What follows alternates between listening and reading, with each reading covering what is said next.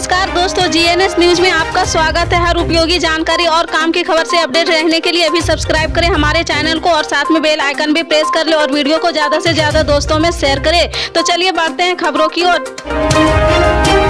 आपको बता दें, सोमवार को मेघालय के राज्यपाल पद खत्म होने के बाद सत्यपाल मलिक ने विपक्ष की राजनीति करने का निर्णय लिया। राज्यपाल के पद से रिटायर होने के बाद वे अपने पैतृक गांव हिलावदा पहुंचे हैं। यहाँ वो गांव के लोगों के साथ भविष्य की चर्चा करते हुए दिखे हैं। यहाँ उन्होंने बुधवार को राष्ट्रीय लोकदल के जयंत चौधरी और समाजवादी पार्टी के अखिलेश यादव को समर्थन देने की घोषणा कर दी है। राजभवन से बाहर आते ही सत्यपाल मलिक ने बीजेपी को तेवर दिखाने शुरू कर दिए हैं। इसके साथ ही उन्होंने अखिलेश जयंत को समर्थन देने की घोषणा भी कर दी है। अपने गांव के हिलावदा में उन्होंने पत्रकारों से बात की है और कहा कि उनका सक्रिय राजनीति में शामिल होने की कोई मंशा नहीं है, लेकिन उन्होंने संकेत दिया कि वो आईएलडी और एसपी के संरक्षण बनना चाहते हैं। सत्यपाल मलिक ने कहा कि वो नरेंद्र मोदी सरकार की किसान विरोधी नीतियों के शिकार हुए किसानों के कल्याण के लिए काम करेंगे और ये लड़ाई जारी रखेंगे।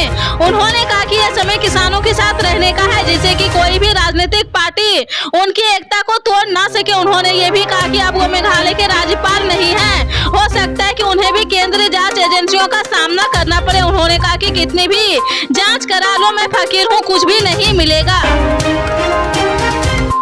राजस्थान के कुछ शहरों में पेट्रोल डीजल के दाम में आज कटौती हुई है। इससे लोगों को बहुत राहत मिली है। जयपुर, चूरू, अजमेर समेत कई जिलों में पेट्रोल डीजल के भाव में राहत मिली है। ऑयल कंपनियों द्वारा 22 मई के बाद से पेट्रोल डीजल के रेट में कोई कमी नहीं हुई थी। राजस्थान के जयपुर शहर में पेट्रोल के दाम 108.48 रुपये प्रति लीटर दर्ज की गई है। इस रेट में करीब 8 पैसे की गिरावट हुई है। कांग्रेस अध्यक्ष के चुनाव के लिए पार्टी के वरिष्ठ नेता मल्लिकार्जुन खड़गे और शशि थरूर इन दिनों अपने प्रचार अभियान में जुटे हैं। इस बीच शुक्रवार को खड़गे ने कहा कि उनकी पार्टी में रिमोट कंट्रोल जैसी कोई चीज नहीं है। उन्होंने कहा कि इसके विपरीत भाजपा में प्रत्येक अध्यक्ष का चुनाव आम सहमति से होता है। खड़गे से सवाल किया गया कि पार्टी के अध्यक्ष चुने जाने की क्या वह सोनिया गांधी के रिमोट कंट्रोल और प्रॉक्सी के रूप में काम करेंगे। इसके जवाब में उन्होंने कहा कि अगर वह सबसे पुरानी पार्टी के मुखिया बनते हैं तो रिमोट कंट्रोल उनके पास ही होगा। मौसम विभाग की ओर से राजस्थान के 16 जिलों में बारिश का अलर्ट जारी किया गया है। सुबह से आसमान में बादल छाए हुए हैं। कल भी पूर्वी राजस्थान में कई जगहों पर बारिश हुई थी। आज सुबह से बूंदाबांदी हो रही। मौसम सुहाना होता जा रहा। पूर्वी राजस्थान के भरतपुर संभाग से मानसून की अक्सर 15 सितंबर तक विदाई मानी जाती है, लेकिन इस बार मानसून की विदाई के समय अमृत की बरसात हो रही, जिससे किसानों के चेहरे खिल उठे हैं। किसान अक्टूबर में रबी की फसल की बुआई करते हैं। मानसून विदाई के बरसात में किसानों को लाखों रुपए के डीजल और बिजली की बचत हुई है। बरसात से जमीन में नमी होने के कारण अभी फसल की बुआई कर पानी नहीं लगाना पड़ेगा।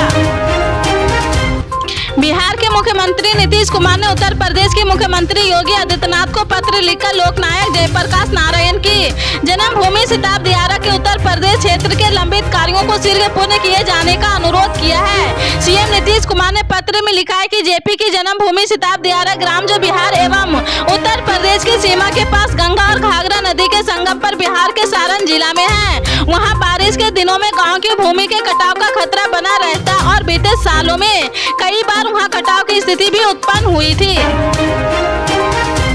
आम आदमी पार्टी के वरिष्ठ नेता और राज्यसभा सांसद राघव चड्ढा ने गुरुवार को दूध की बढ़ती कीमतों को रोकने में विफल रहने के लिए बीजेपी के नेतृत्व वाली एनडीए सरकार पर हमला बोला है। उन्होंने कहा कि 2 साल पहले इसके बारे में जानने के बावजूद समस्या का समाधान करने में केंद्र की नाकामी के कारण दूध की कीमतों में और वृद्धि होने की संभावना है, क्योंकि चारे की कीमतों से दूध का सीधा संबंध है। ट्वीट की एक श्रृंखला में सांसद राघव चड्ढा ने कहा कि दूध की कीमतें फिर से बढ़ने के लिए तैयार है, कारण एक चारे की कीमतें में बेरोकटों की वृद्धि की लंपी वायरस के प्रसार के कारण कुछ वर्षों से किसान चारे के बजाय अन्य फसलों की बुआई करना पसंद कर रहे हैं।